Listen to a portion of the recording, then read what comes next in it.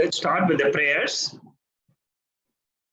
Om Bhadram Karane Shrunuyama Devaha Bhadram Pakshe Makshabhirya Jatraha Stirairangaihi Stuštuvagam Sastanobihi Vyashema Devahitam Dyadayuho Swasti na Indro Vrittashravaha Swasti na Pusha Vishvavedaha Swasti nas akshorarishtanemihi Swasti no Brihaspatir Dadhato Om Shanti Shanti Shanti.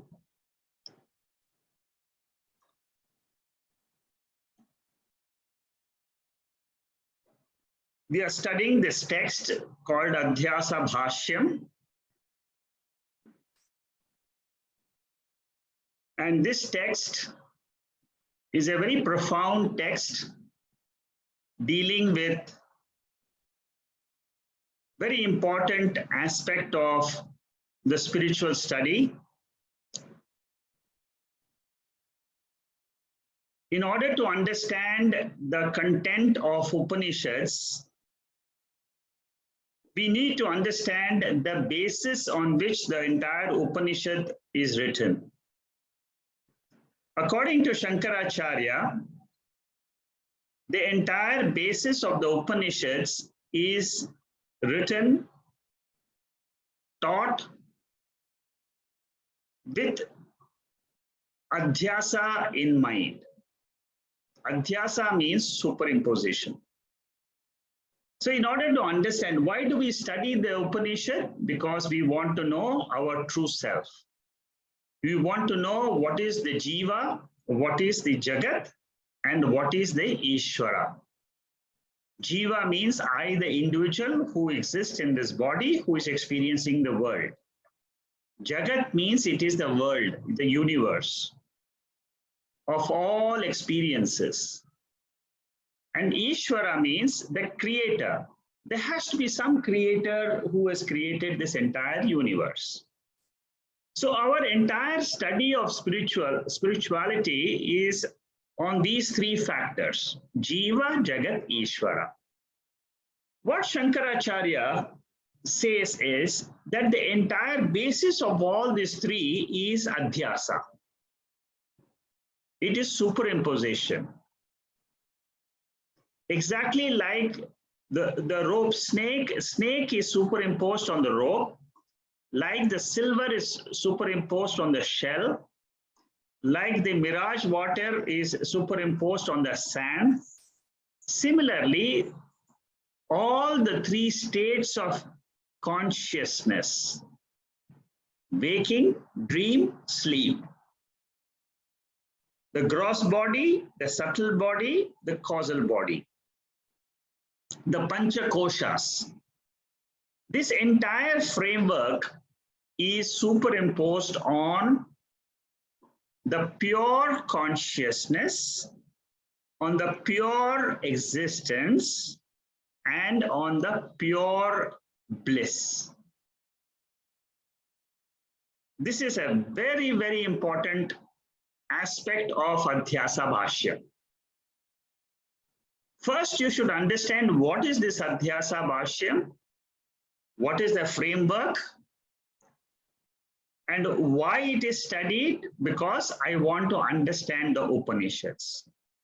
So during Shankaracharya's time, there were a lot of opposing theories about the Jiva. Who am I? Even today, if you go to ask in the world, you will find different people talking about I am the body, I am the mind, I am the ignorance, I don't know things in life, therefore I am ignorant. So different people have got different views on who they are. But to put all these philosophies together and to come out with a framework to understand the Upanishads, this Adhyasa Bashyam was written by Shankaracharya.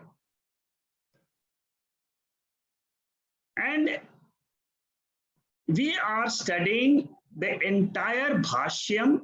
Bhashyam means commentary.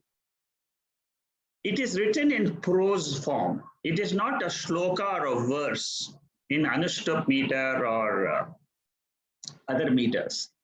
So this is in prose form. And we are trying to understand the whole Bhashyam. Commentary is broken up into 16 sections.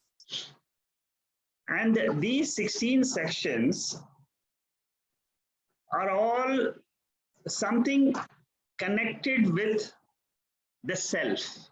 The self, as I just described, is pure self. It is not the body. It is not the mind. It is what we all experience in our sleep, which lies beyond the sleep state.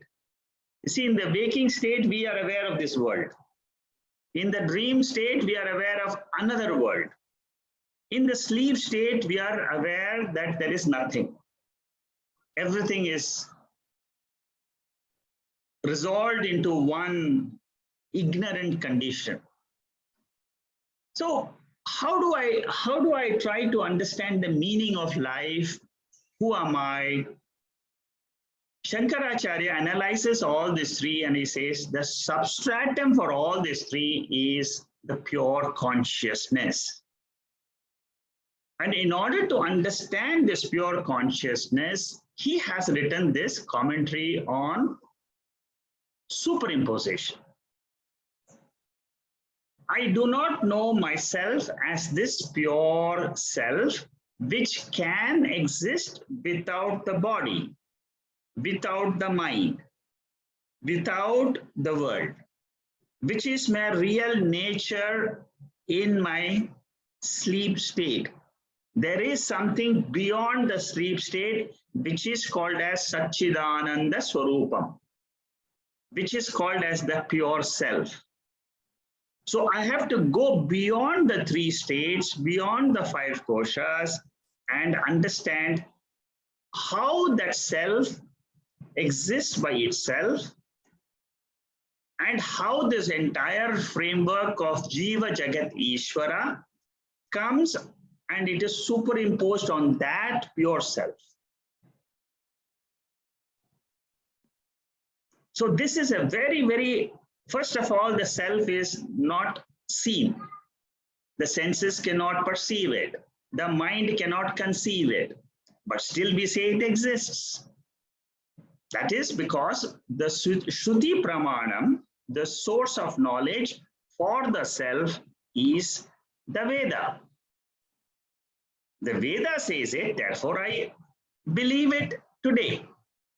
With that faith in the Veda, when I try to understand the scriptures, then I can also understand, yes, it is the truth.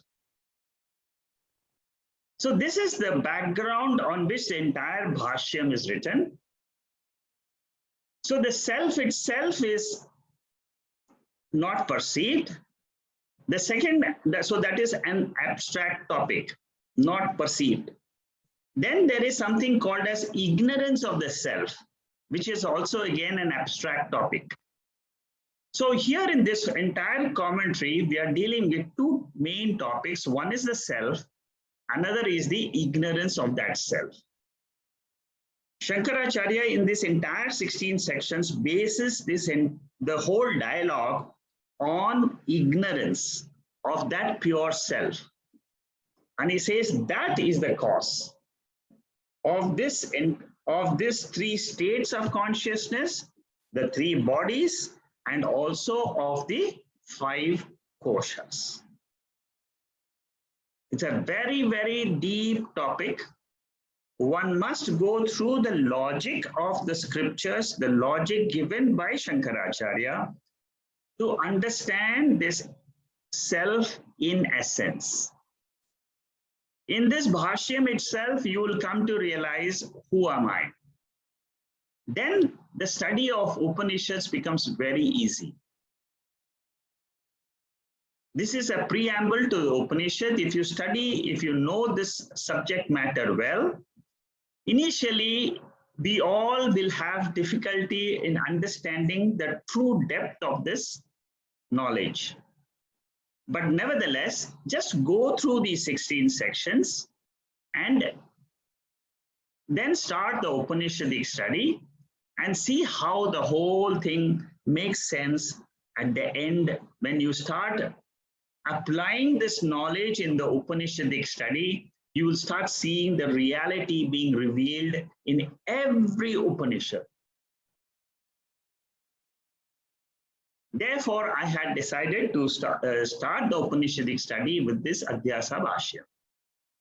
Now, we have done 7 sections so far. We have another 9 sections pending. 7 sections, what have we studied so far? Section number 1, Shankaracharya says there is a Purva Pakshi, an opponent, who says there is no Adhyasa in life. The entire dialogue of this commentary is written in a dialogue form.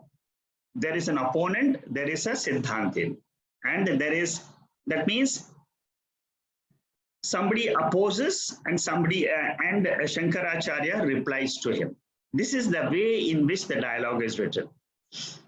This is a typical method in which the Upanishads are also written. The Upanishads are also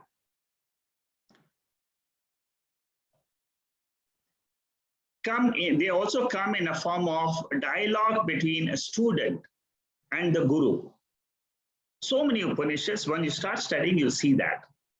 So the first section was about a Purva Pakshi who says there is no Adhyasa.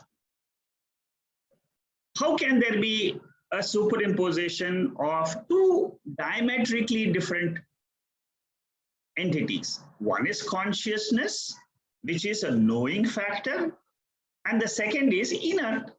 How can have 2? How can one be superimposed on the other? The second section, Shankaracharya replies to the Purva Pakshi. He says, Adhyasa is very natural because you see it every day in life. And it is because you don't know there is a self, which is pure self, which is without the body, and you are that nature. What you are is without the body, without the mind. That is your real nature. But you take that, you do not know that because of the lack of discrimination. You take the body as a self and say, I am this body, I am this mind. As you take the body as yourself, then you will say, this house is mine, this son is mine, this car is mine. The objects and beings belonging to the body, they all become mine. So, aham, mama. Aham means I, mama means mine. So these 2 are the basic forms in which we superimpose our entire transactional life. On what? On the pure self.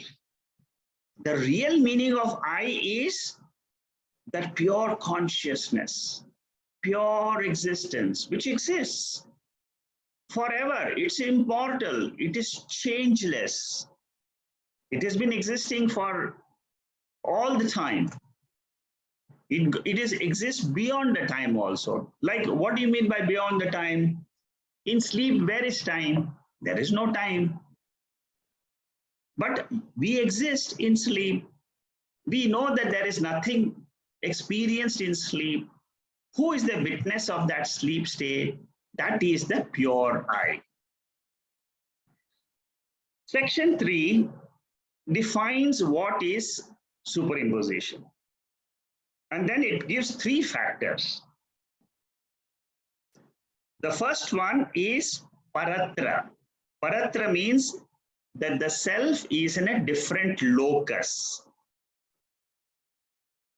Superimposition is in a different locus, the self is in a different locus.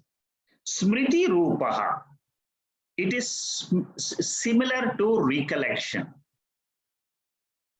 Adhyasa, superimposition, is very similar to memory. And the third factor he says in the definition is Purva Drishta Avabhasa, which means I have experienced the self, and that is the substratum on which this entire Adhyasa is based. That was the definition in section 3. Very important. Out of all the sections we have dealt, the section 3 is the most important, to where you understand what is Adhyasa. Then section 4 dealt with different theories of this superimposition. Different schools of philosophies like Sankhya, Nyaya, Vaiseshika, Purva Mimamsa, all have got different theory of this superimposition. Everybody agrees that there is superimposition. But what is that error? Everybody defines the error in a different way. So that is what we saw in the 4th section. And in the end of the 4th section, Shankaracharya says, this error is anirvachaniyam, means it cannot be explained. Our intellect cannot understand why this happens, because the cause is ignorance. Our entire experiences come in the waking state, the entire experiences come in the dream state and in the sleep state. The ignorance which we experience in the sleep state is the karanam, is the cause. And the effect of that is the waking and the dream. The waking and dream is pratiyate. Pratiyate means it appears, like the rope snake. But it is bhadyate. Bhadyate means it can be negated by knowledge of the pure self.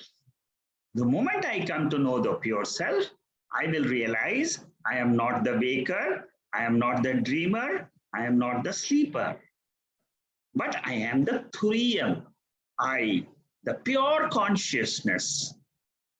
That was said in the 4th section. See how deep this Adhyasa Bashyam is. It's extremely deep. It goes to the depth of the entire knowledge of spirituality, the foundation of the entire philosophy of Shankaracharya, which is Advaitam principle.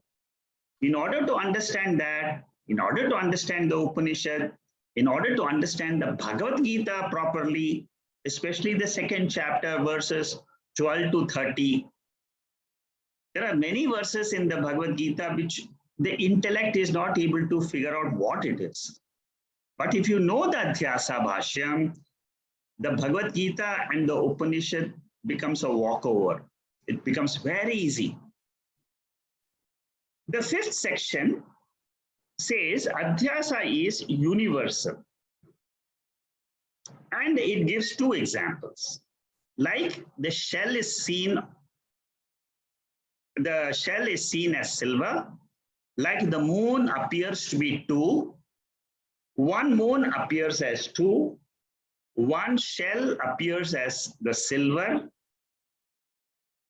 The whole world appears as if it is real. That is, and it is universal. The entire world, the entire living beings in the universe, they all take the world as something real, something existing, and nothing is superimposed, and they conduct the vyavahara as if it is a real world. All of us, after this Adhyasa Bashyam, also our experiences will be as if the world is real. Like in a dream, for a dreamer, the dream is real. Similarly, in the waking, for the waker, the waking is real. But when the dreamer wakes up to the waker level, he understands the dream is false. Similarly, when the waker rises to the level of pure consciousness, which is called as Brahma Bhava, then the waking is negated. That was section 5. Section 6.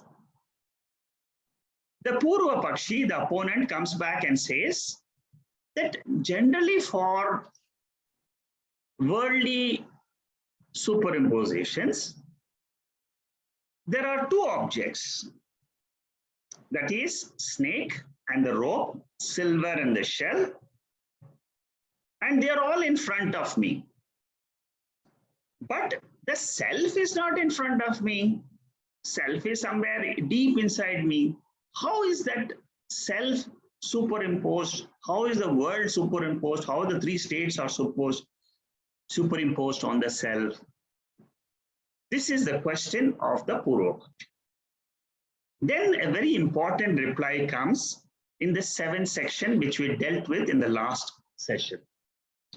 The object here, Shankaracharya makes out a very, very fundamental point in which he defeated most of his opponents of his time.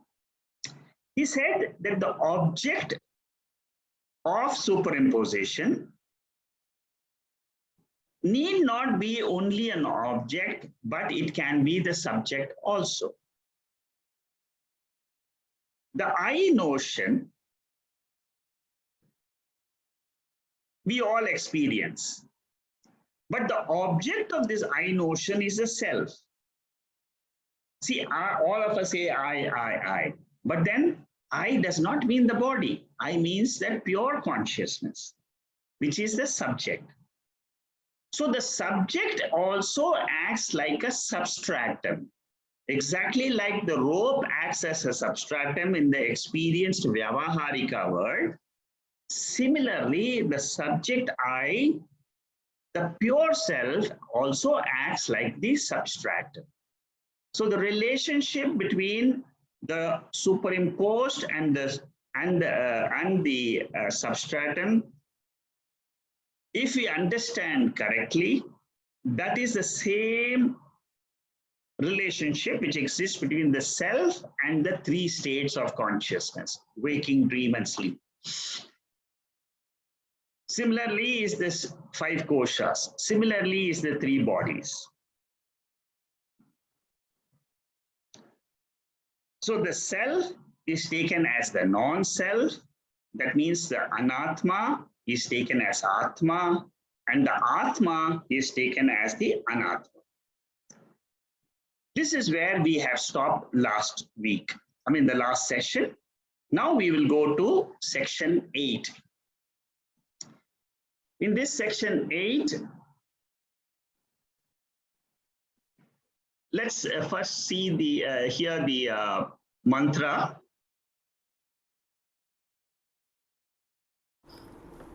Tam etam evam, tam etam evam, lakshanam, lakshanam, adhyasam, adhyasam, panditah, panditah, avidya, avidya, iti manyante, iti manyante, tadvivekena, tadvivekena, cha vastu swarupa, tadvastu swarupa, avadharanam, avadharanam, vidyam, vidyam, ahuhu, ahuhu.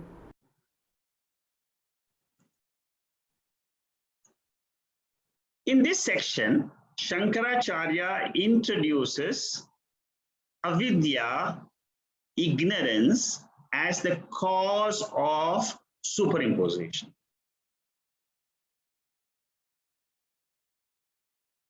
What does he say here? The wise people hold the superimposition as a character of nescience. Nescience means ignorance. So Superimposition is caused by ignorance. And what is knowledge? Knowledge means it is determination of the true nature of the thing or being. So avidya and vidya are being defined here, and he brings avidya, that means ignorance is the cause. It's a very important topic in Vedanta.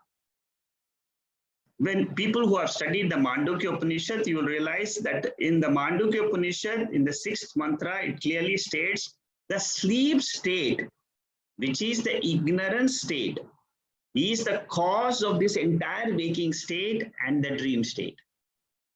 That is where the Mandukya, the entire philosophy of Mandukya Upanishad is based on the 6th mantra. Similarly, here he is trying to bring avidya, then the ignorance part, because ignorance is a power. I mean, this is that is a separate topic by itself, which is discussed in Vichara Sagara. So here in this section 8, how Adhyasa is connected with ignorance is explained. How ignorance is dispelled by knowledge. See, for any ignorance, the solution is knowledge. So here automatically the solution means Shruti Pramanam. The source of knowledge becomes important. Tametam. Now I'm describing the actual commentary, the words which are put in the commentary. Tametam means that Adhyasa for which objection was raised and the reply was given, for which we have done the examination, pariksha, evam lakshanam adhyasam. Evam lakshanam adhyasam. The adhyasa which was described as smriti rupaha, paratra, and purva drishta avabhasaha. I have explained all these three just now. Now the cause of all troubles is this adhyasa. And it comes and expresses as what? Aham and idam. I and mine. This is mine and I am this. Aham idam.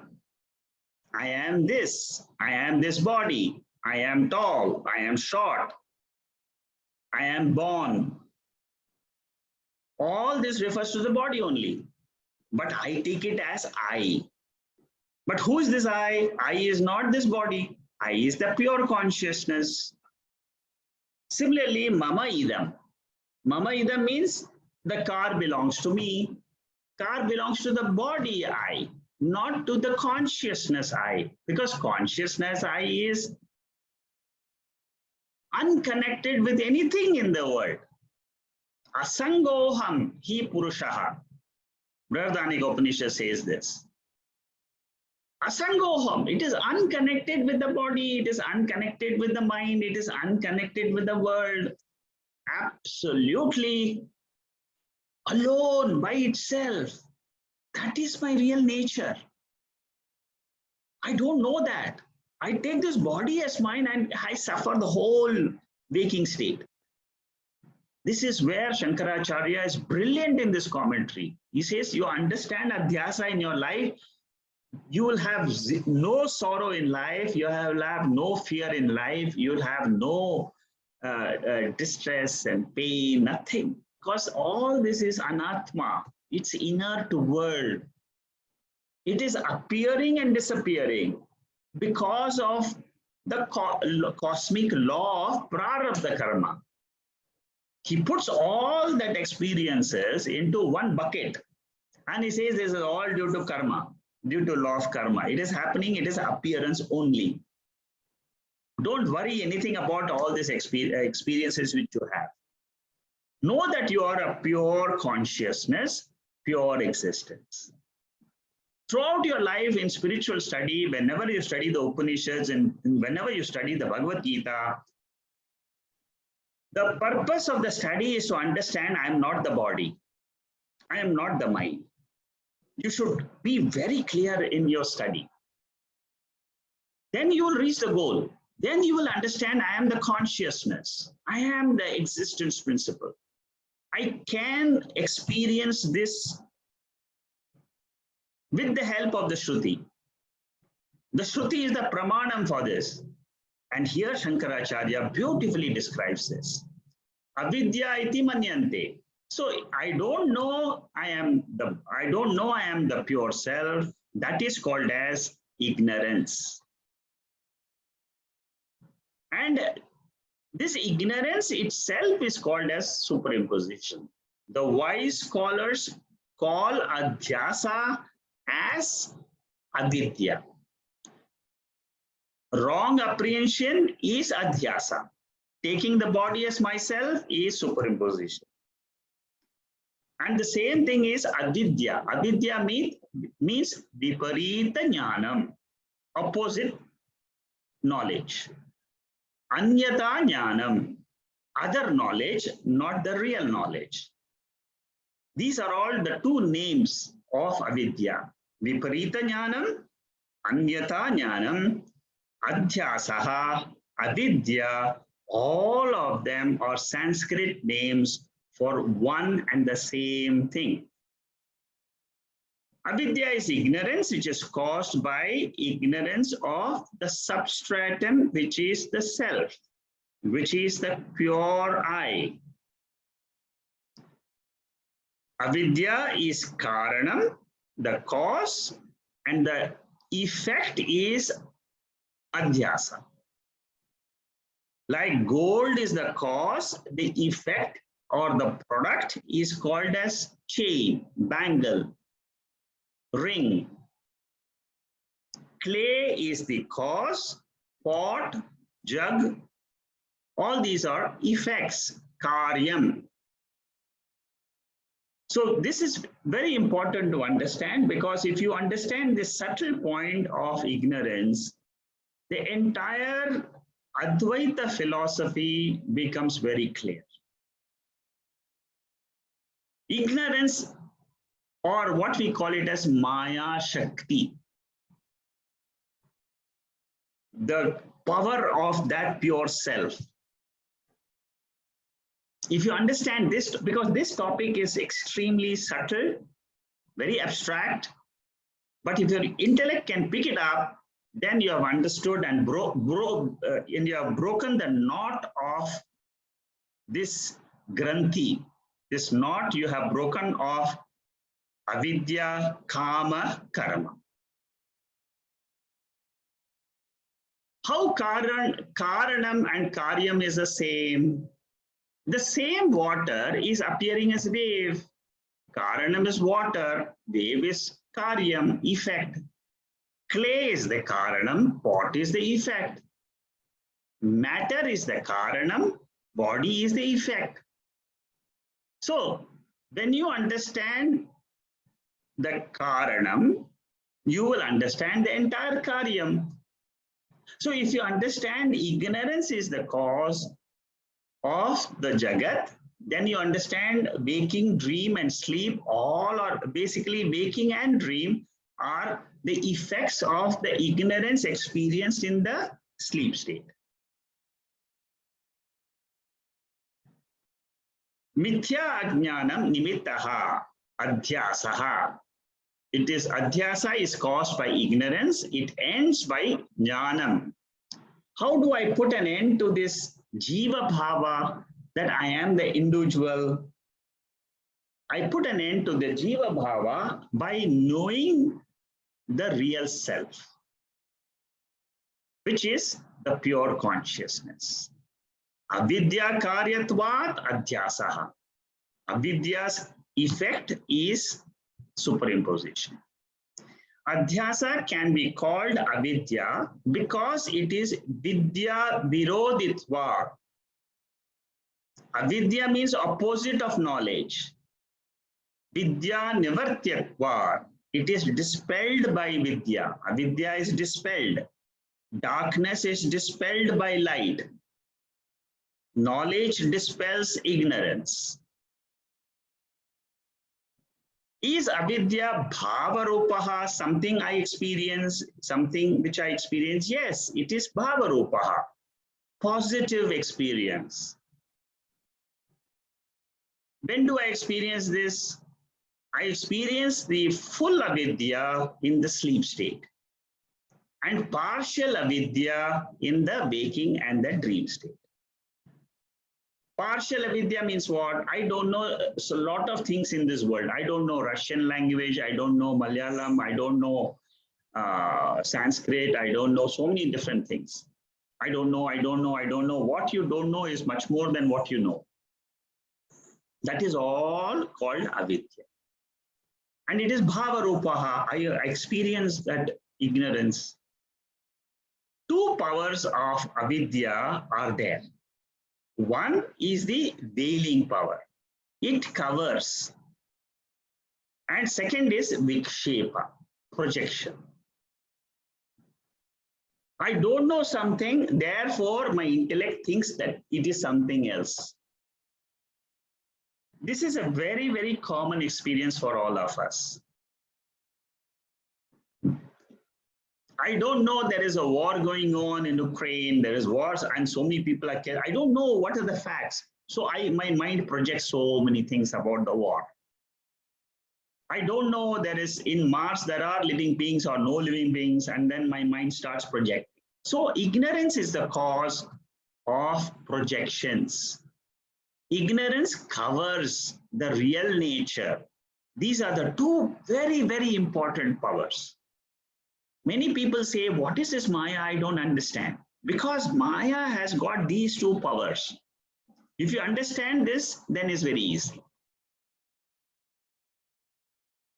If you understand this, it becomes easy to say in the sleep state, my ignorance about the self, that self is covered. The knowledge of the self is covered.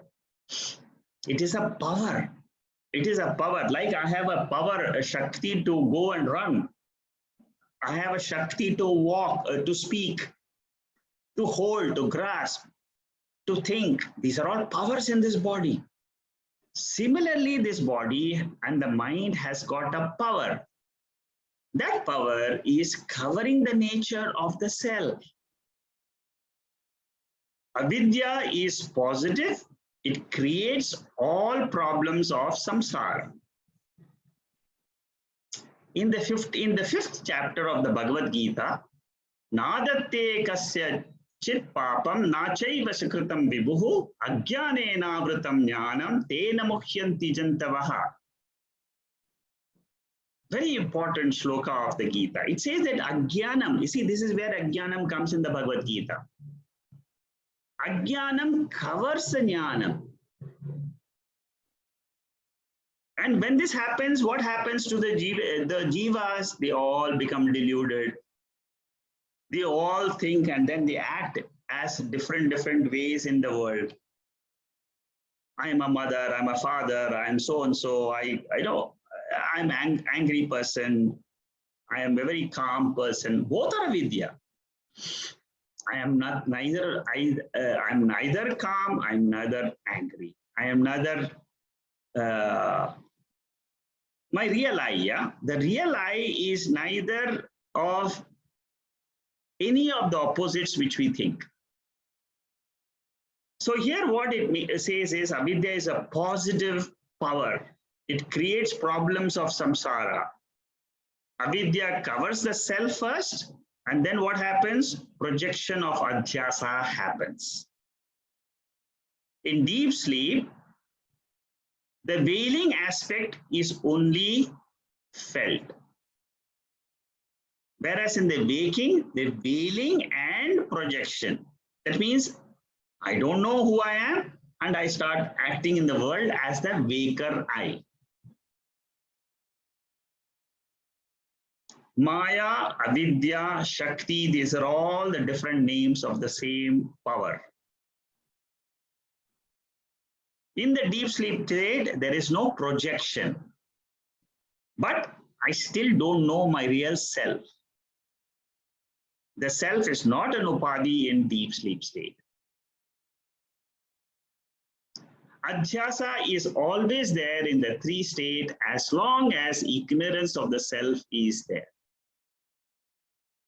See, when we study the Upanishads, the Upanishads keep on banging us and says that you are the pure self. And when our intellect keeps on hearing, I am not this body, I am not this body, I am not this mind, but I am the pure consciousness, what happens is the intellect starts believing, oh, I am this consciousness. When that happens, avidya goes away, ignorance goes away. Padmapada Acharya, one of the direct disciples, he has written several books. In deep sleep state, he says, there is adhyasa due to the veiling power of avidya, hence we are not liberated. How do we put an end to adhyasa then? Tad vivekena. Where adhyasa is, you see clearly there. In the deep sleep state, am I there or not? Yes. That is where the ignorance is there. In the same place, there is a solution also. The Shruti comes and tells us that in the deep sleep state, you exist as the pure self. So solution is where the problem is. Vastu Swarupa Avadharanam Vidyam Ahuhu. Vastu Swarupa Avadharanam. Why Adhyasa happens? Because you have not understood the real Vastu, the real self. Therefore, Adhyasa is avidya karyam. It is an effect of ignorance. Antagonistic to vidya. It is opposite to knowledge. And what does vidya do? Vidya nivartaye. Vidya nivartaye means the knowledge dispels ignorance and superimposition. Therefore, we call the causative factor for superimposition as ignorance, Maya, Prakriti. These are all the same words for that power which is in the sleep state, which covers our real self and it projects the waking and dream. Avidya is bhava padartha. It is in Sankhya language, in Nyaya language, in logicians, in Tarkikas, they use padarthas. Padarthas means substances. So one of the substances which they say in Tarka Shastra is avidya. It is felt, it is experienced. So that is all about section 8, which introduces avidya as the cause of superimposition. Now there is an important section, which is 9th section. It's a long section. I might take the whole of the remaining class for this section. Let's see what it is.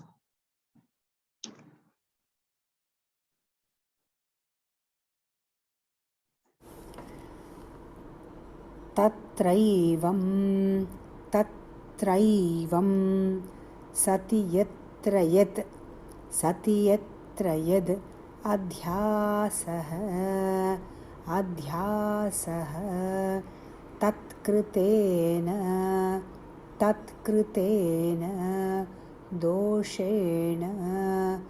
doshena gunena va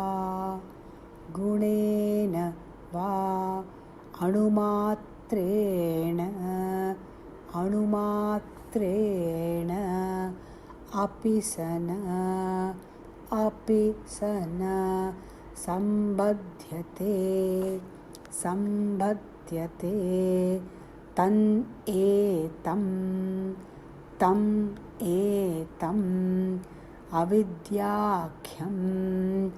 avidyakhyam atmanatmanoh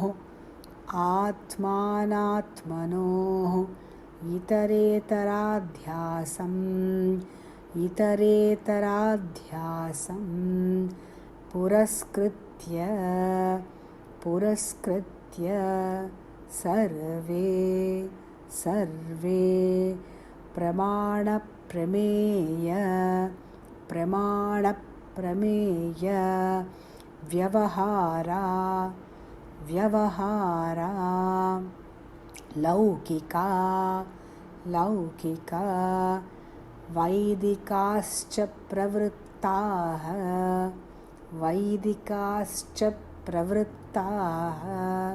सर्वाणि च शास्त्राणि विधिप्रतिषेधमोक्षपराणि. So in this section, Shankaracharya says that this avidya, which is the cause of superimposition, it is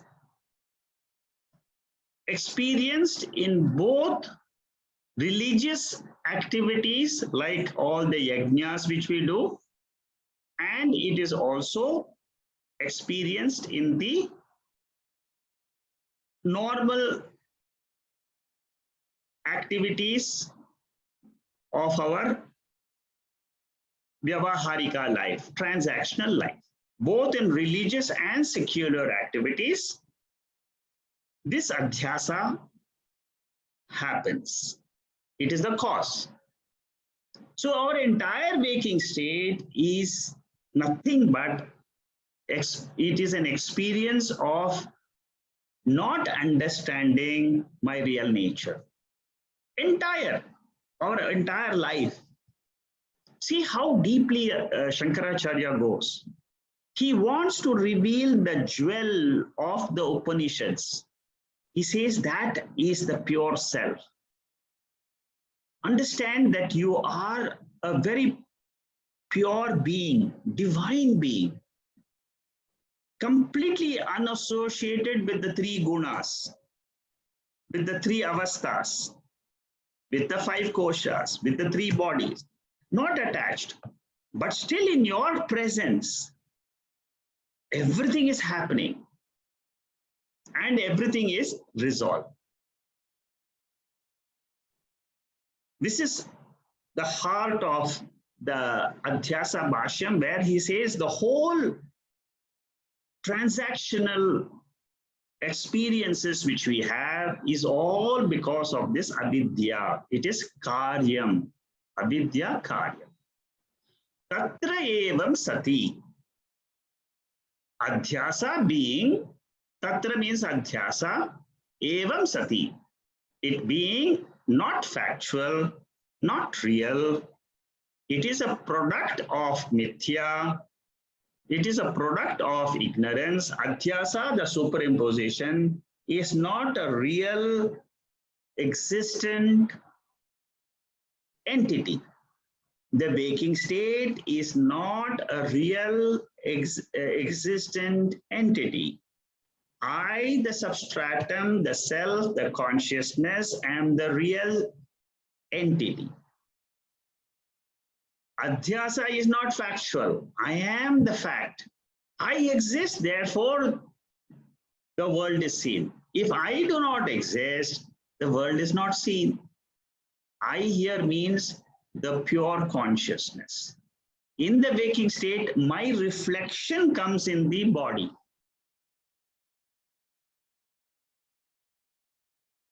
This is how the Dakshinamurti Stotram and all those who have done with me, the other shlokas, other texts, you will appreciate this. The notion of me being the upadhi, self being not self, and not self being the self. You see, these two words you should be very familiar. The whole Adhyasa Bashyam is this self taken as not self, the not self taken as self, Atma taken as Anatma, Anatma taken as Atma is, this is what is called as Adhyasa. If suppose somebody asks you, in the whole Adhyasa Bashyam, what did you study? You should be able to say in one line, self, pure self, consciousness taken as the body, anatma. That is one part. The second part is the body taken as the self. Anatma taken as the pure consciousness. Therefore, I say I am born, I will die, I'm having this problem, that problem. I cannot have that any problem at all if you study the Upanishads correctly. Because it describes the self as asangaha. Atma, anatma, anyonya feeling. That means mutual superimposition is a product of ignorance. Atma is the substratum, like the rope. Anatma is like the rope snake. It is a projection. Because I don't know the rope, I project it is a snake. I don't know I am a conscious being, pure conscious being. I project I am the body. I project I am the mind, and I suffer. These are the two basic effects of ignorance. And whole life of sorrow is based on this basic misunderstanding, misapprehension. But both are seen together in single experience in the three states. The consciousness and the body are experienced in the three states together. The physical body and consciousness is there in the waking state, predominantly. The subtle body, the mind, and the consciousness is there in the dream state. The causal body, ignorance, and the consciousness is there in the sleep state, predominantly. Because they are seen together, I think I am the body. That is the mistake. Tatra in the context of analysis of Adhyasaha.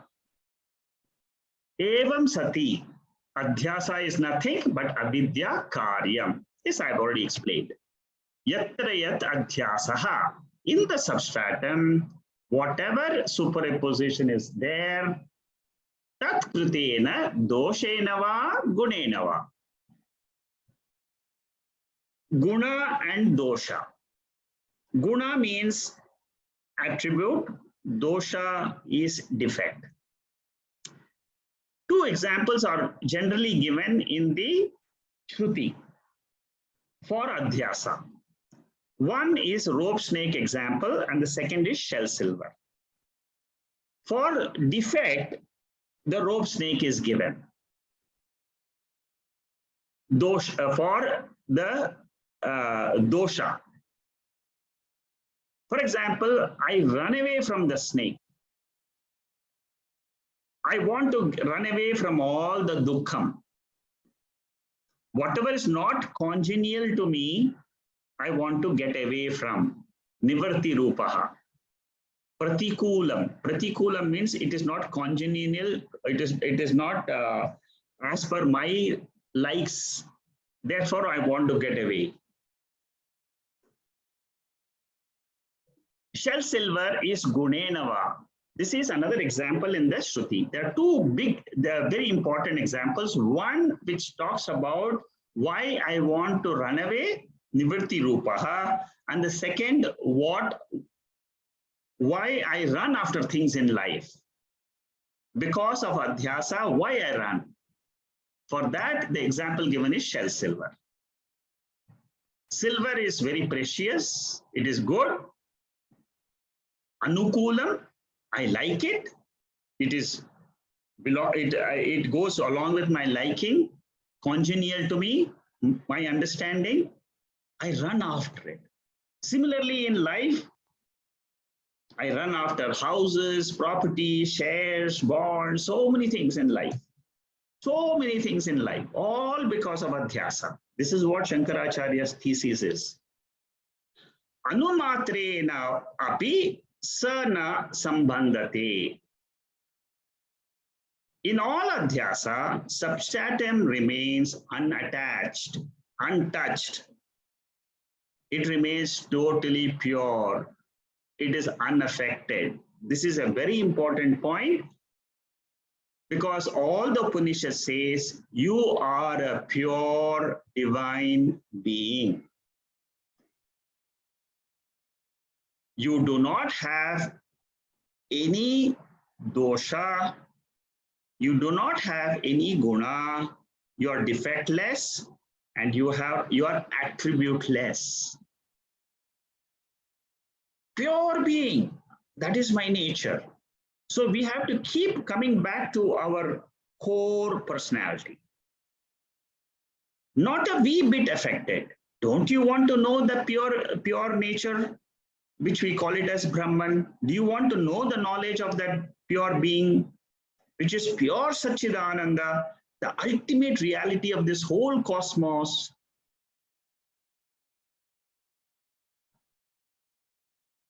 The Upanishads tell us that my core and the core of the entire universe, they are one. The core of my being and the core of the entire universe, the core, is one entity, one substratum. That is why we say Jivatma is equal to Paramatma. Both are Atmas. Atato Brahma Jignasa, Vyasa says, therefore you start the inquiry of Brahman. Because you do not know your real nature. Atato Brahma, this is the first sutra of Brahma Sutra. After the Upanishad, we will be studying this Brahma Sutra. And the first sutra is, come to understand and study Brahman, this pure consciousness. Pain and happiness do not touch Atma. We are untouched by the vicious relations and also our devoted friends. We means Atma. Asangoham asangoham punah punaha Sachidananda Rupaha Ahamevava Advayaha. This is from Brahmajnana Valli Mala, the second verse. I have taken this text. There is a video available in the website.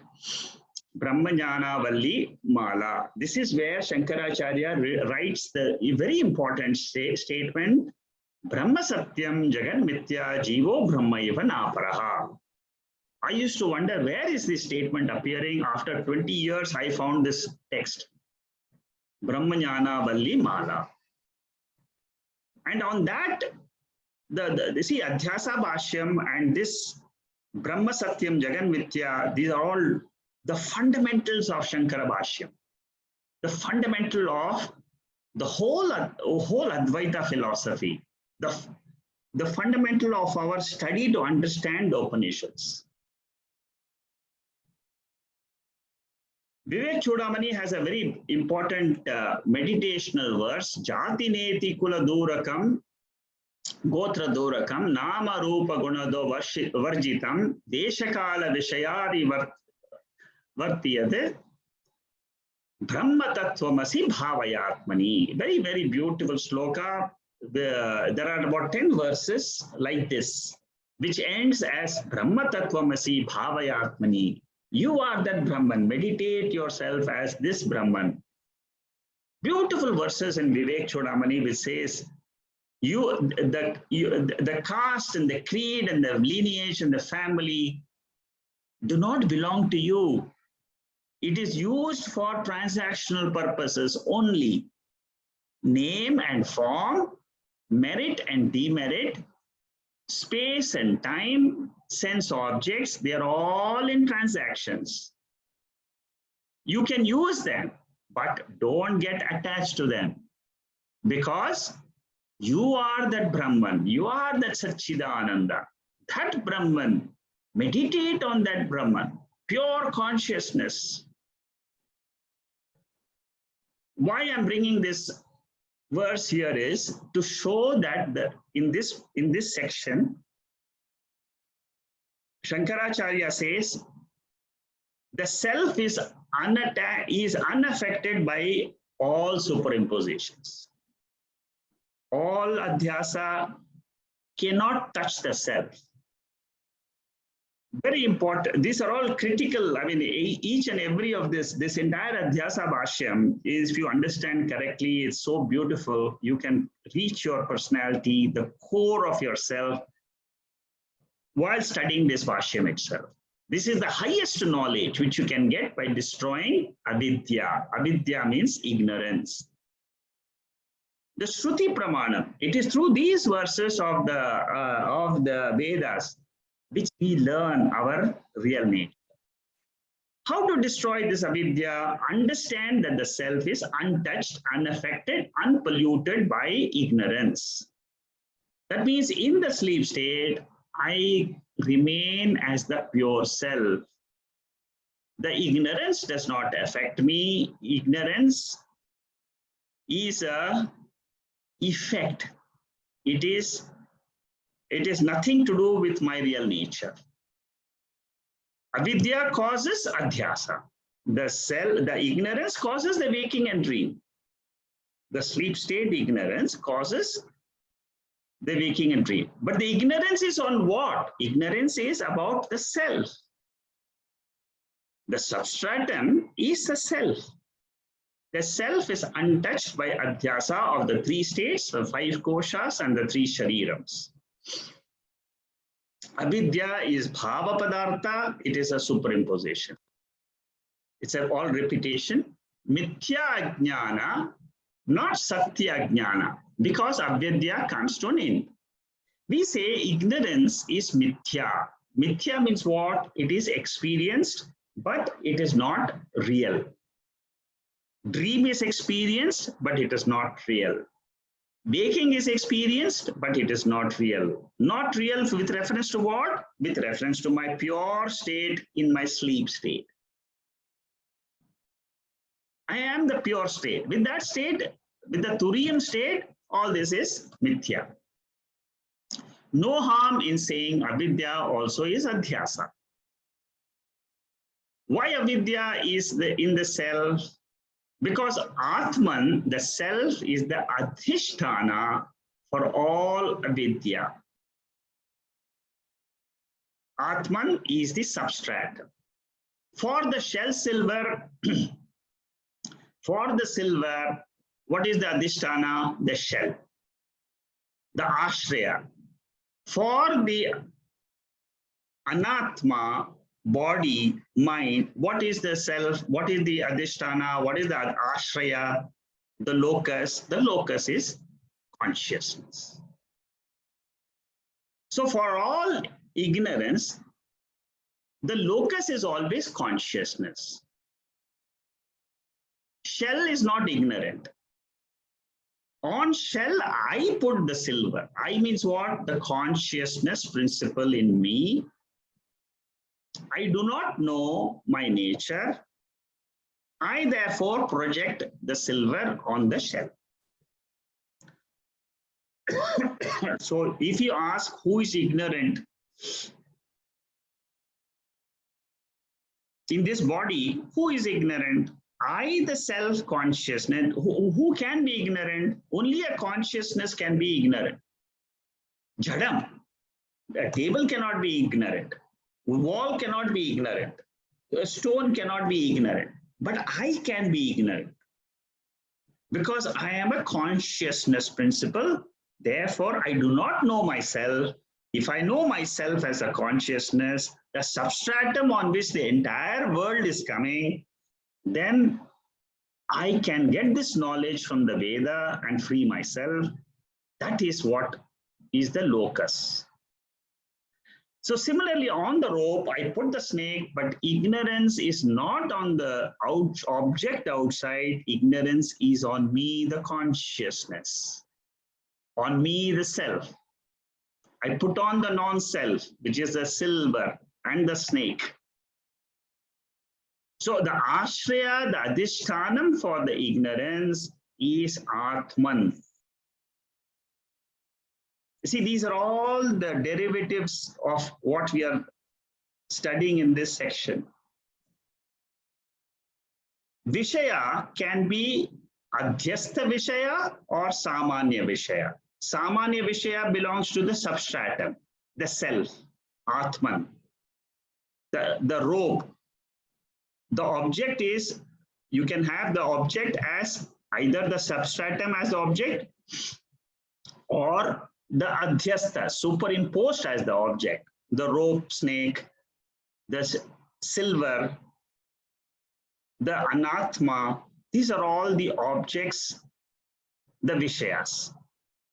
But the consciousness is the object of ignorance, and it is the ashraya of ignorance. It is a substratum of avidya. It is also the object of avidya. These are all, some things which we use in reasoning later, but just go through this, understand this. Whatever you can pick up, you pick up, let it go into your mind, but these will help you in the study of the Upanishads. I see shell rope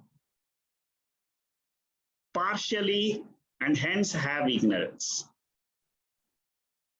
In all cases of Adhyasa, ignorance is always in a substratum, which is me, and the object is outside me, Anatma. Atma is the substratum, the locus. But the object can be either the mind, which is very close to the self, or it can be the body, or it can be the objects of the world. This is a very important verse in the 19th verse in Kaivalya Upanishad, which we will be studying very soon. Mayyeva sakalam jatam, mai sarvam pratishthitam, mai sarvam layam yati, tat brahma advayam aham. I am that advayam, non-dual, pure consciousness. In me alone, everything is born. The waking is born. Dream is born. Sleep is born. In me alone, everything exists. And in me alone, everything gets dissolved. In every Upanishad, you will find a statement like this. Every Upanishad, Kena Upanishad, Prashna Upanishad, Chandogya Upanishad, Vardhanika Upanishad, you'll find this particular same idea. It'll come in all the Upanishads because it says that consciousness is the substratum for our three: waking, dream, and sleep. Consciousness is the substratum for the three bodies: gross body, subtle body, causal body. Even in Taittiriya Upanishad and in the Wednesday classes which we do, we are studying Panchadasi, and in that Panchadasi, the same knowledge, if you understand Adhyasa Bashyam, you'll understand the Panchadasi chapter 3, which is the Taittiriya Upanishad. I am the glorious self, the substratum of even ignorance, because in the state of sleep, I say I experienced nothing. Who was that I? It is that glorious self, which experienced nothing. The same I says I am the waker. I experience this beautiful waking world. Even ignorance in the sleep state does not touch me. This is Adhyasa. There is no aham idam, no mama idam in the sleep state. But in the waking state, there is aham, idam, mama, all this comes in the waking state. See, it is a reflection of that consciousness which becomes the waker. It is a reflection of that pure consciousness which becomes the dreamer. Like you see a mirror, in the mirror you see a reflection which is automatic. So similarly, when the mind gets born or when the mind wakes up, manifests, it is like a mirror. In that mirror, you see the entire world. Similarly, in the waking mirror of the mind, you see the world, waking world. In the dream mirror of the mind, we see the dream world. In the sleep mirror of the mind, you see ignorance. The screen in which you see all this is this pure consciousness. Ignorance is a karanam, it is also a karyam. Avidya veils. The veiling nature of Vidya is there, and the projecting nature is also there. The projecting nature is the waker, dreamer, and the sleeper, which is the individual. Waker I, dreamer I, sleeper I. The waker I is a conditioned experience, conditioned I. It is not the pure I. The pure I is the Atma. Unconditional I, no conditions on that. Whether I'm born, not born. Whether I'm old, I'm not old. Whether I'm angry, I'm not angry. It doesn't affect the Atma. Whereas the waker I is affected. Conditioned I, waker I is affected because of anger, jealousy, because these are all vyavaharika. It is experienced, but it is not real. I recall absence of individuality in deep sleep because of the presence of Sakshi, witness consciousness.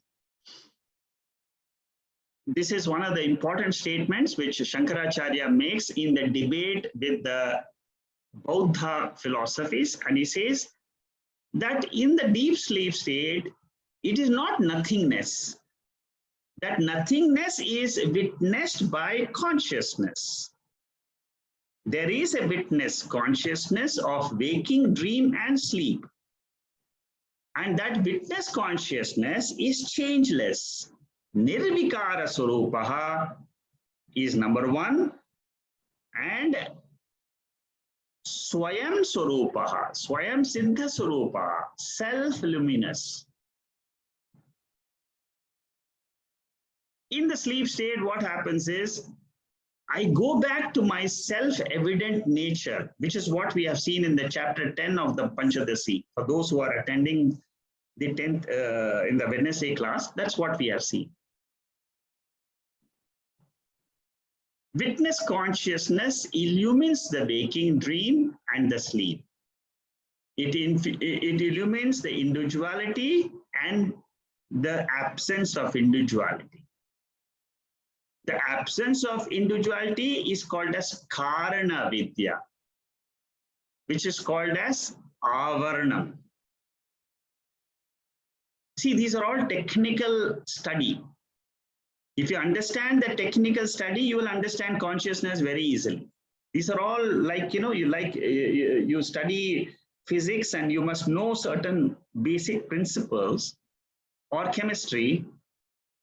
Similarly, you should know these are the basic principles on which the whole Vedanta is based. If you understand this, then you understand Advaita. Brihadaranyaka Upanishad says in the 4th chapter, which is Swayam Jyoti Brahmana, that it does not see in that state because although seeing, it does not see. For the vision of the witness, nothing can be lost. It is immortal.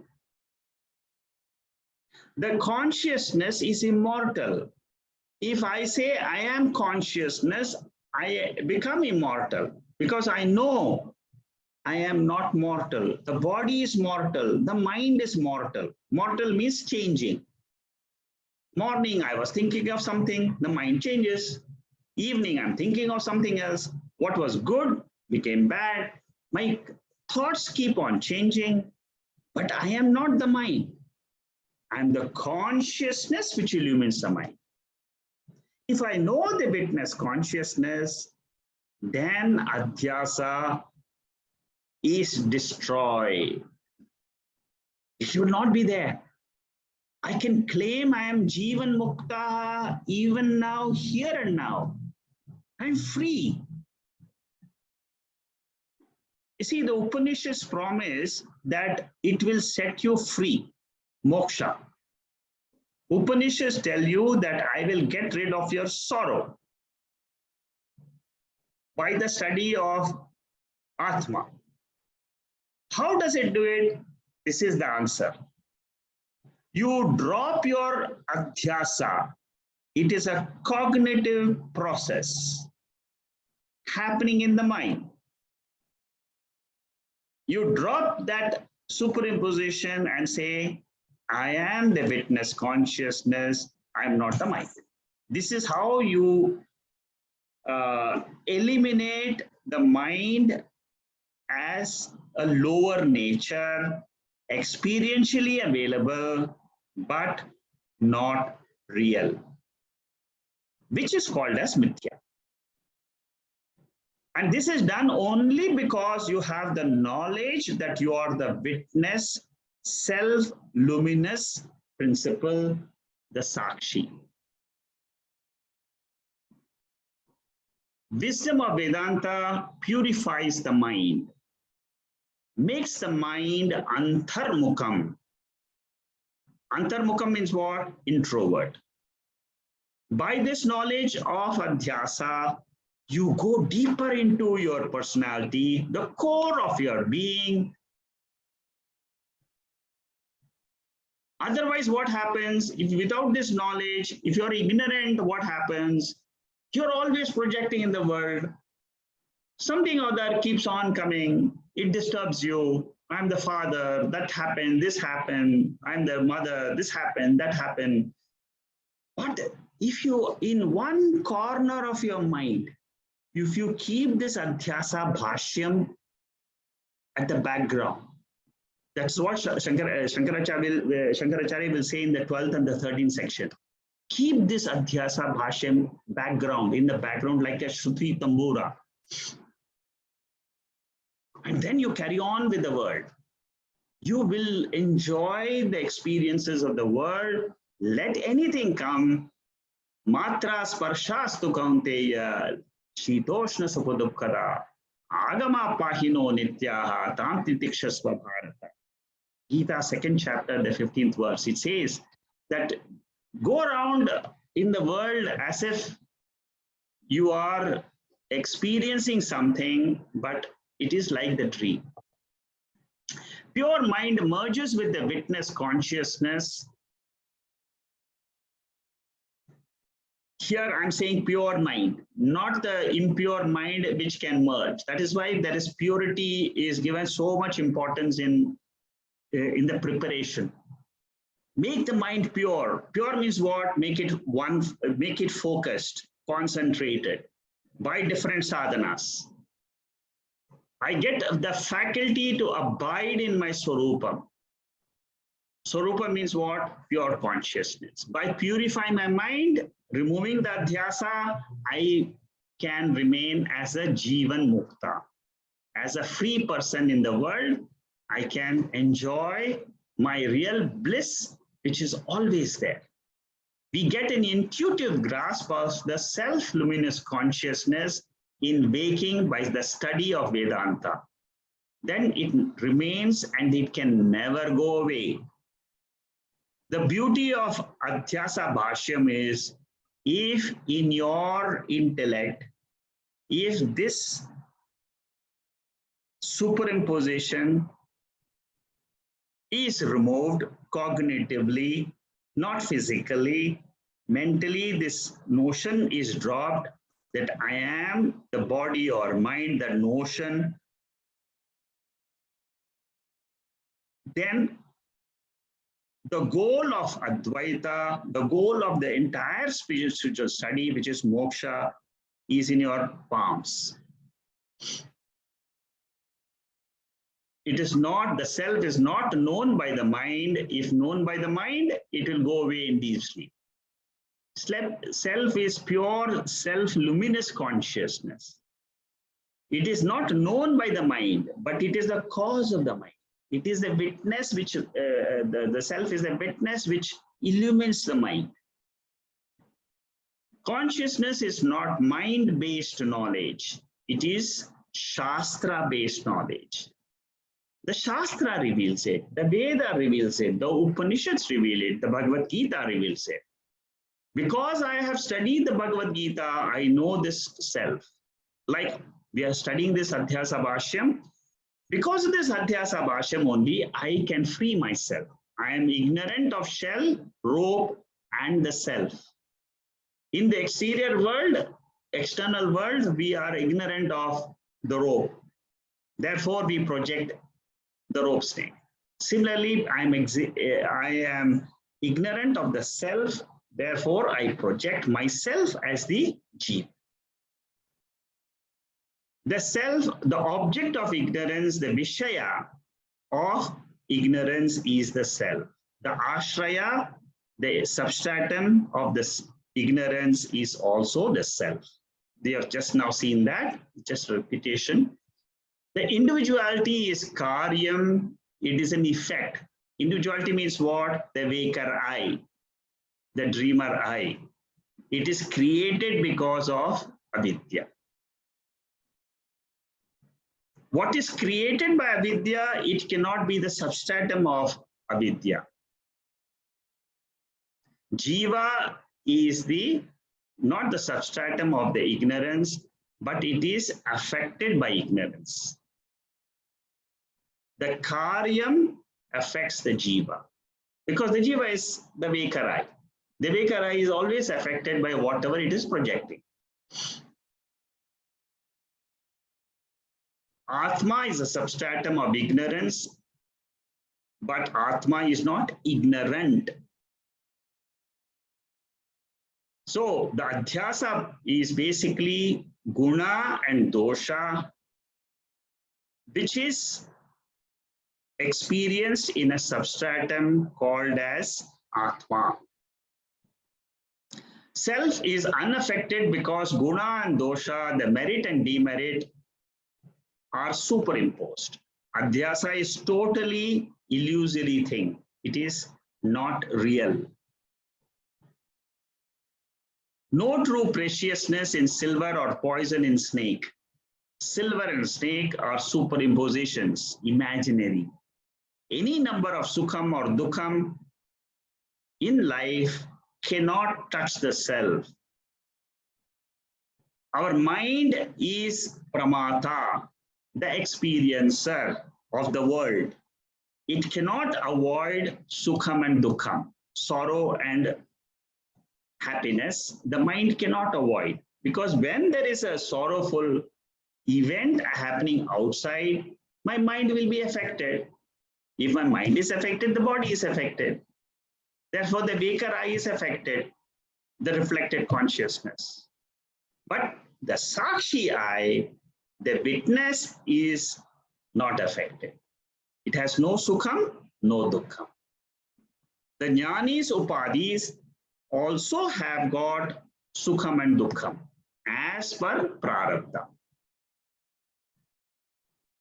Sukham and dukkham is not satyam. Sorrow and pain is not the truth. The self alone, which is unaffected by sorrow, is the truth. As long as there is body, you will find the mind is there. There will be individuality. So even after the study of Adhyasa Bashyam, will you have Adhyasa or not? Yes. As a waker I will always have superimpositions, but I will not be affected because I know the truth now. Jnani's individuality is vyavaharikam. Ajnani's individuality is taken as the truth. See, Ajnani, the person who is not exposed to Veda, he says that this individuality is itself the truth. But for a Jnani, he says the individuality I experience, no doubt.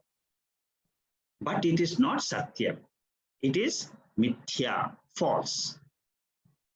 For a Jnani, what is the truth? Chaitanyam is the truth.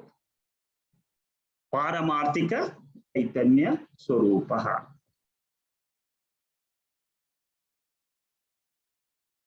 I use the individuality only for transactional purposes. The waker I, as soon as I get up in the morning every day, all of us, what we should say is this is a transactional I. I am going through the experiences, but they are not real. Real means what? They are experienced, but they are not the real truth. The truth is the substratum, the consciousness on which all these experiences are experienced, which is also called as turiya. Tam etam avidya karyam atmanatmana itara adhyasam puraskritya. This is one of the statements in the Bhashya. What Shankaracharya says is this adhyasa discussed so far, the ignorance which is experienced by us is false. It cannot touch the substratum. Atma anatmano taro itaretara adhyasaha. Itaretara adhyasa means there is a mutual superimposition. The self on the body and the body on the self. Self on the body means what? I say I am sentient. I am the knower. I see happiness in the mind. These are all due to the superimposition of the bliss of the consciousness in the mind. That is the self superimposed on the body. The second superimposition is what? The body on the self. When I say I am a man, I am a woman, I am a mother, I am a father, I am a son, I am a daughter. The body is the daughter. The body is the son. I am the consciousness behind the body. I take the consciousness as the body. Therefore, I say I am the man. Do I need to continue using this? Yes. For transactional purposes, you have to use it. But understand there is a mutual superimposition which is happening.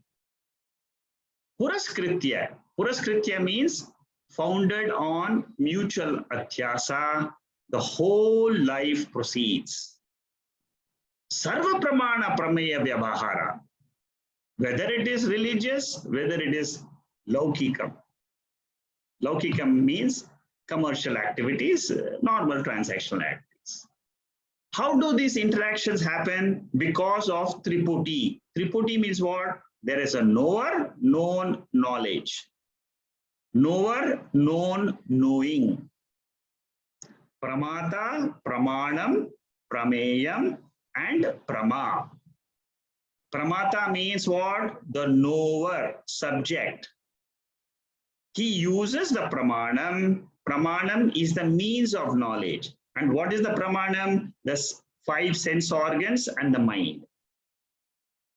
And then through these instruments, what happens? The knowing process happens. And what is known? Object of knowledge is known. It could be the world of objects and beings. And then what happens? Knowledge is born in the mind. What is the knowledge? This is the body, this is the mind, this is the world. That is the knowledge.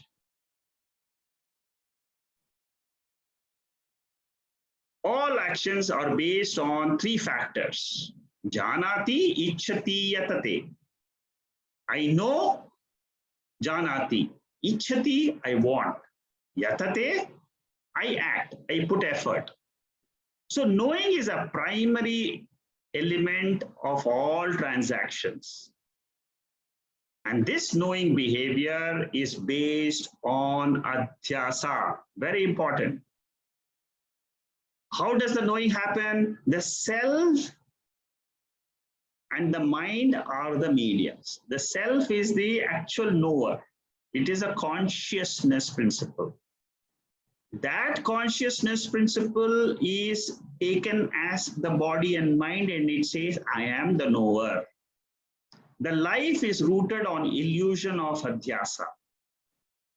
What is the fact? I am the pure Satchidananda, a Shariram without the body, a Manaha without the mind, Nityaha always existing, Nirvikara changeless, Niranjana without any impurities, Shuddha pure, Buddha Swarupa. Buddha Swarupa means always evident. What is built on Adhyasa is fragile, it can break any moment, like the pack of cards. The entire Vyavahara in this section, what Shankaracharya mainly says is, whether it is Laukika or Shastriya, it depends on Adhyasa. Entire Shastrani, the Shastra which regulates is all based, the do's and don'ts are based on Adhyasa. Moksha Parani, even moksha, liberation is a part of Adhyasa. It is in the realm of Jnana Kanda. The whole Shastra under the ambit of ignorance is founded on this ignorance. Whole Shastra, that means the do's and don'ts, the yajnas are all founded on this ignorant principle. Pramana Prameya Vyavahara is founded on ignorance because all these are all explanations of the Mandukya 6th verse. Ignorance in sleep is the cause of the entire waking state. I don't want raga, dvesha, dharma, dharma. I want to go beyond, as Nachiketa said in Kathopanishad. This is where you have to attack. Once you attack Adhyasa, Avidya, everything else, you go beyond dharma, dharma, go beyond time and space, go beyond right and wrong. Because you are aware of the pure consciousness on which the whole world is coming and going. Reaching Atma, there are no thoughts. It's through knowledge you reach the pure self. Avidya is the overriding feature of all our lives. You cannot remove Adhyasa without the knowledge of Atma. Entire Vidhi and Pratisheda, do's and don'ts of the Shastra, as in Karma Kanda, is founded on Avidya. It requires clarification, therefore study the Brahma Sutra, therefore study the Upanishads. This is how Shankara Bashyam on Adhyasa is written. See how deep this Bhashyam is. This commentary is very, very deep. In the whole Vedanta literature, there is nothing as deep as this commentary. You understand this well, you understand the entire Upanishad, the entire Bhagavad Gita very easily. 16 sections. Every section go to the depth. The notes are beautiful. These notes are fantastic because they are all explaining word by word meaning of the Bhashyam. Next week we'll start the 10th section.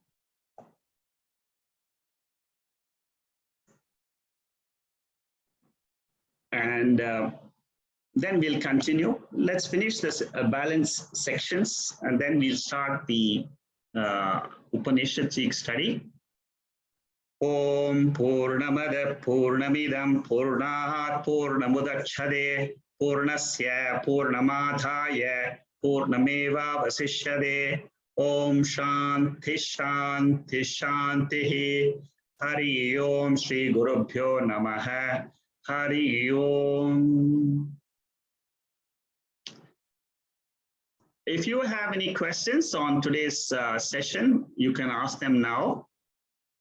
A lot of newcomers are also here.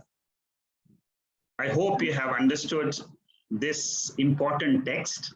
If you have not understood, just go back to the other sessions on the videos. It will make you more clear. But as you study these texts in future also, you will understand the depth of this commentary. So don't worry, let the learning happen as we go by, and you will start grasping the depth of this commentary when you study the Upanishads, because this is the fundamental. Yeah, anybody has a question? Secondly, this the word adhyasa means what? Adhyasa means superimposition. In Super. English, yeah, superimposition means what? See, for example, when I wake up in the morning, okay, I see my body, and then I say I am the waker. I have woken up. Now, then when I go to sleep, I say I am sleeping.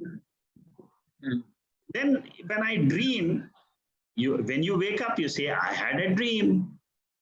Now, this I, what is this I? Is it the waker? Is it the dreamer? Is it the sleeper? That is the question.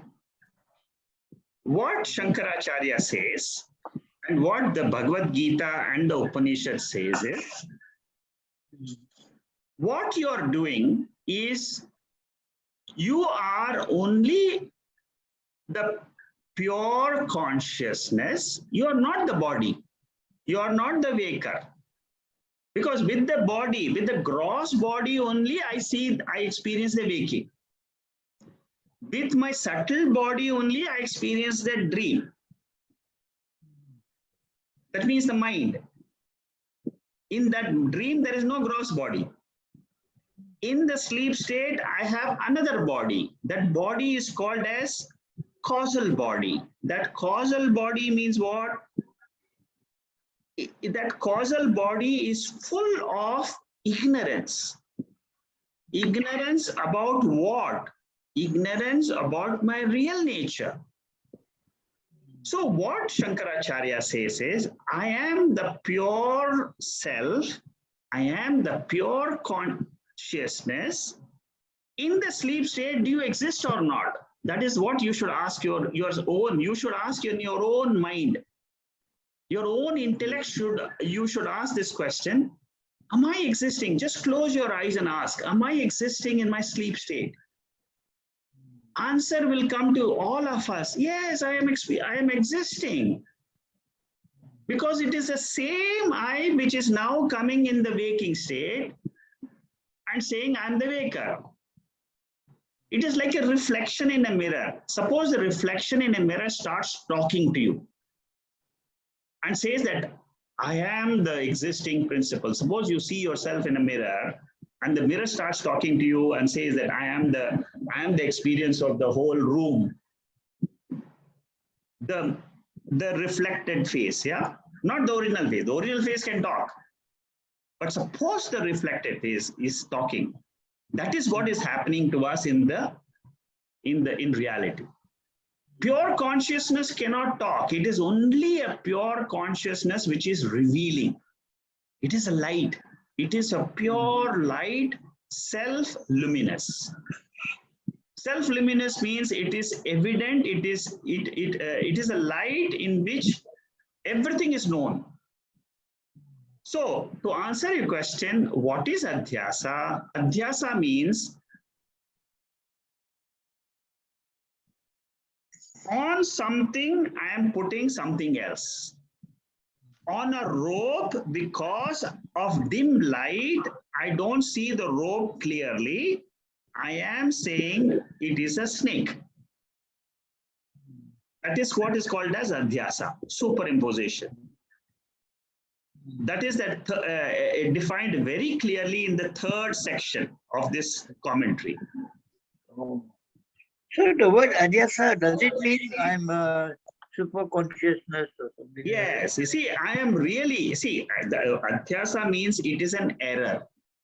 It is a mistake. In English, Adhyasa means error, mistake. Something wrong, which I am wrongly understanding, wrongly understanding, that is what is called as adhyasa. Wrongly understanding of the rope. Yes, into a wrongly snake. understanding of the rope is called as adhyasa. Uh, Perfect, very good. You have hit the nail absolutely. Very good. You have understood now. then the avidya and vyasa, are they the same? Yeah, okay. Now, there is another word which is used by Shankaracharya.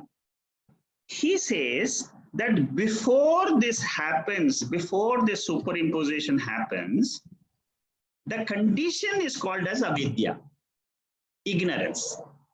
Ignorance. I am ignorant of the rope, therefore I superimpose, I make a mistake, I make an error. That condition before the superimposition is called as avidya. It is a mental condition. So avyasa, is they call it the object of ignorance. Yes, that's correct. That's correct. Oh, Okay, thank you. thank you. Anybody else has a question?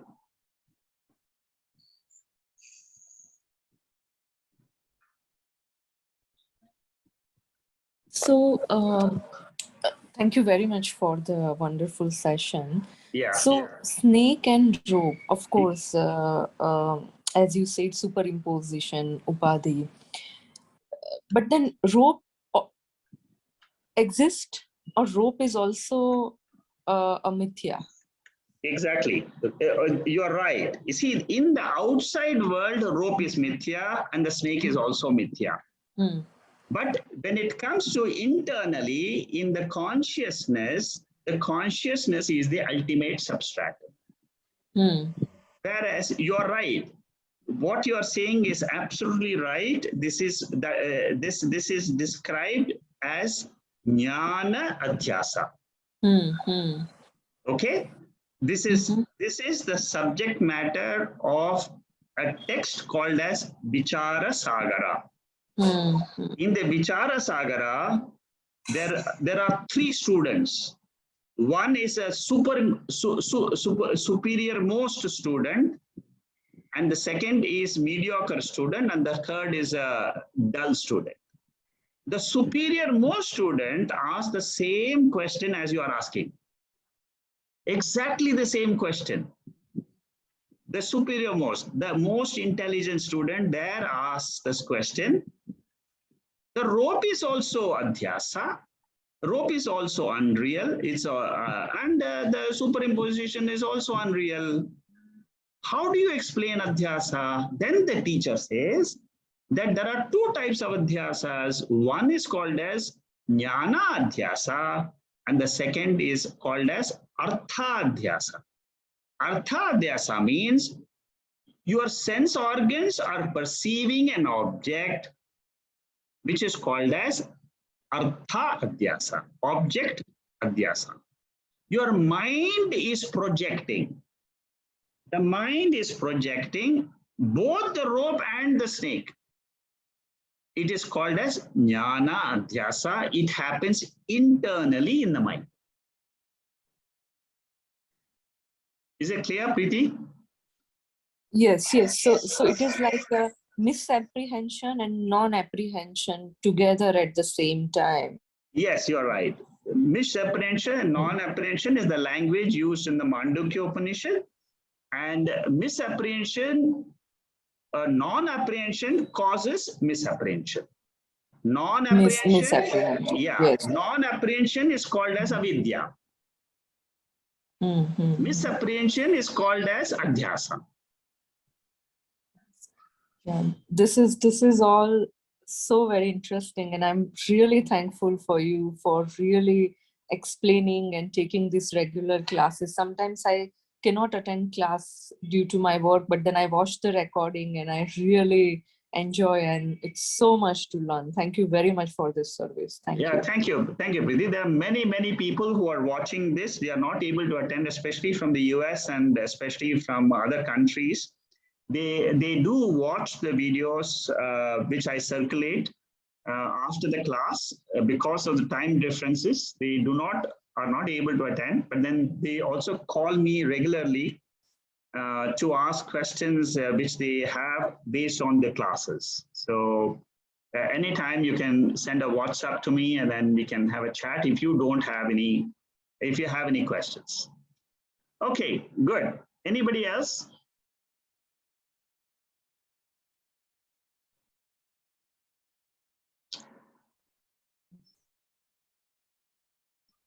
So those of you who are attending newly, just let these talks, you listen to the talks. Do not worry if you don't understand 100%. Let the knowledge come in. Your intellect will pick up the depth after some time. It will not happen immediately. It will happen eventually as you keep listening, and as you complete the Adhyasa Bashyam, you will find that the whole commentary makes sense. And then you start the Upanishadic study, you will find that everything is easy. So will we be also studying Vichar Sagara eventually? That is a lot of students, a lot of people are asking me this question. Vichara Sagara is a very, very long text, very, very long text. It has 575 topics or something like that. It takes almost 12 years to teach. Okay. So I don't know. I don't want to start. So I don't know how many will remain. I don't think anybody will remain. I'll probably be the only listener for the class in the Zoom sessions if I continue Vichara Sagara. But if you are interested, and you are interested to study Vichara Sagara, come in touch with me. But you come with a full knowledge. There is a Vichara Sagara video which I have, some sessions on Vichara Sagara I have taken, just given an introduction to Vichara Sagara. It is available in the class folder. Okay. If you want the class folder of all the classes which I have taken till now, just send me a WhatsApp. I will email to you all the classes. I email in the initially you emailed that to me, so I have, and I will just collect that and go through that. And in spite of what I'm saying, that it is long text and it is going to be difficult to continue, and it is if you still want to do it, I will guide you. Okay. Thank you very much. Okay. Anybody, anything else? Okay. Thank you and good night. We'll see next week and continue this Bhashya. Thank you. Thank you. Thank you. Hari Om. Hari Om. Hari Om. Thank you. Thank you. Thank you, Akshay. Hari Om, thank you. Yeah. Hari Om, Kananji, Hari Om. Yeah. Hari Om. Thank you.